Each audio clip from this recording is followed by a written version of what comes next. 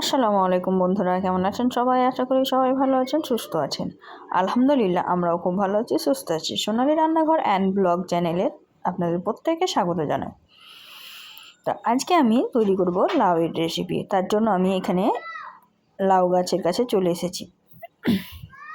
এটা আমার পাশের বাড়ির এক কাকিমার বাড়িতে লাউ গাছ লাগানো আছে, সেই বাড়ি থেকেই আমি লাউটা তুলবো। তো লাউ গাছের এদিকে দেখছি অনেক লাউয়ের কচি কচি লাউ ধরেছে। তার জন্য তোমাদেরকে একটু ঘুরিয়ে ফিরিয়ে দেখিয়ে দিচ্ছি। দেখো, অনেক কচি কচি লাউ ধরে আছে, আর আমি যেটা পারবো সেটা অন্য সাইডে আছে।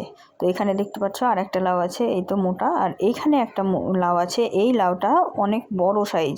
তো এর থেকে বড় করতে গেলে কিন্তু তখন ভালো লাগবে না, শক্ত হয়ে যাবে। আর এখন একদম কচি কচি আছে। তো লাউটা পেরে নেব। তো লাউটা অনেক দূরে ছিল, অসুবিধা হচ্ছিল, তো আমি হাত দিয়ে ধরলাম, আর কাকু ছুরি দিয়ে লাউটাকে কাটার চেষ্টা করছিল। খুব কষ্ট হচ্ছিল, তবুও কিন্তু কেটে নিয়েছি। একদম ফ্রেশ লাউটা, খুব সুন্দর। এই ধরনের লাউগুলো খেতে সত্যিই খুব সুন্দর লাগে। তো এই তো কাকু লাউটাকে পেরে নিয়ে চলে এলো। তারপরে একদম টাটকা ফ্রেশ তাজা তাজা লাউ কাটতে বসে গেছি আমি। তো বটিটা সাইডে সরে যাচ্ছিল, তো প্রথমে ঠিক করে নিলাম, তারপরে আমি কেটে নিচ্ছি। দেখুন কতটা কচি, দেখুন ভিতরে একদম সুন্দর ফ্রেশ লাউ। এরকম লাউয়ের সবজি খেতে কিন্তু দারুণ লাগবে। এটা দিয়ে আপনারা যে কোনো সবজি রান্না করতে পারেন। তো আজকে আমি লাউ আর ডিম ভাজা তৈরি করব। তো প্রথমে লাউটাকে কেটে নিলাম, অর্ধেক লাউটা ব্যবহার করব আর অর্ধেক লাউটা রেখে দেব। এই যে খোসাগুলো কাটছি না, এই খোসাগুলো দিয়েও কিন্তু সুন্দর রেসিপি তৈরি করা যায়। তো আমি একদিনে একরকম রেসিপি তৈরি করব, তার জন্য খোসাটা ফেলে দিচ্ছি, লাউটাই করব। তো লাউটা আমি ভালোভাবে ছিলে পরিষ্কার করে নেব।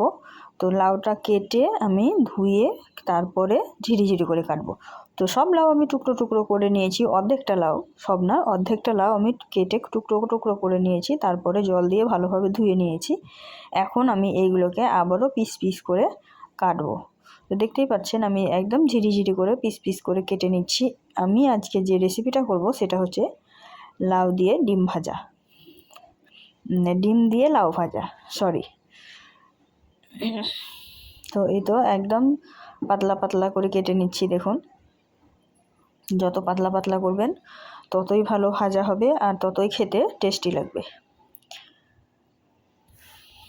সব লাউ কাটা কমপ্লিট হয়ে গেছে। এখন আমি কড়াই নিয়ে নিয়েছি, কড়াইয়ে দিয়ে দিলাম সরিষার তেল। তো পরিমাণ মতো সরিষার তেল দিয়ে আমি বেরেস্তার জন্য দিয়ে দিব, ফোড়ন বলেন বা বেরেস্তা বলেন, তো দিয়ে দিব পেঁয়াজ কুচি, রসুন কুচি, শুকনো লঙ্কা আর জিরা, কাঁচা জিরা দিয়ে আমি অল্প উপকরণ দিয়েই লাউটা সুন্দর করে ভাজা ভাজা করব।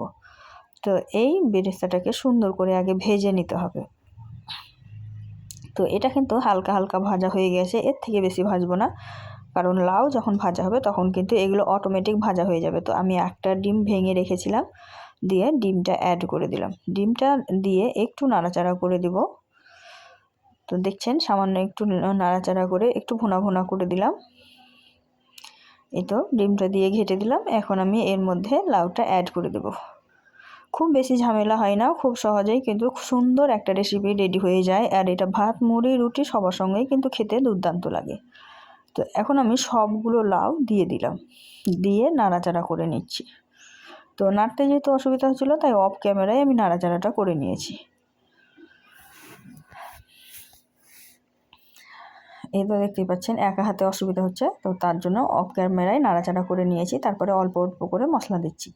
এখানে অল্প পরিমাণে দিয়ে দিলাম শুকনো লঙ্কা, জিরা ধনিয়া পাউডার, আর দিয়ে দিলাম হলুদ গুঁড়ো, আর দিয়ে দিলাম স্বাদ মতো লবণ। তো লবণের পরিমাণটা প্রথমে কম দিবেন, যেহেতু লাউ অনেকটা কমে যায় সিদ্ধ হওয়ার পরে। তো যদি লাগে তো পরে অ্যাড করা যায়, তার জন্য প্রথমে কমই দিবেন। আমি সব দিয়ে ভালোভাবে অফ ক্যামেরায় নাড়াচাড়া করে নিয়েছি, দেখতেই পাচ্ছেন। আর এখানে কিন্তু জল ব্যবহার করার দরকার নেই, ঢাকা দিয়ে রান্না করলেই কিন্তু অনেক জল বার হয়। তো এই তো ঢাকা দিয়ে 2 মিনিট পর খুলে দেখছি, তো অনেক জল বেরিয়েছে, আরও অনেক জল বার হবে, কারণ এটা পুরোপুরি সিদ্ধ হয়নি। পুরোপুরি সিদ্ধ হতে হতে অনেক জল বার হবে। তো এটা আমি নাড়াচাড়া করে দিয়ে আবারও ঢাকা দিয়ে দিলাম।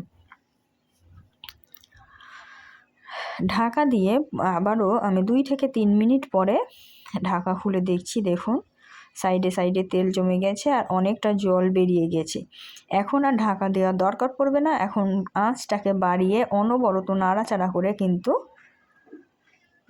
জলটাকে মরিয়ে একদম ভাজা ভাজা করে নেব। তো দেখুন আমি জলটা অনেকটা কমিয়ে নিয়েছি, আমার লাউটা অনেকটা ভাজা ভাজা হয়ে গেছে, কিন্তু আমি এখন পর্যন্ত আমার লাউটা পুরোপুরি ভাজা হয়নি, সম্পূর্ণভাবে ভাজবো।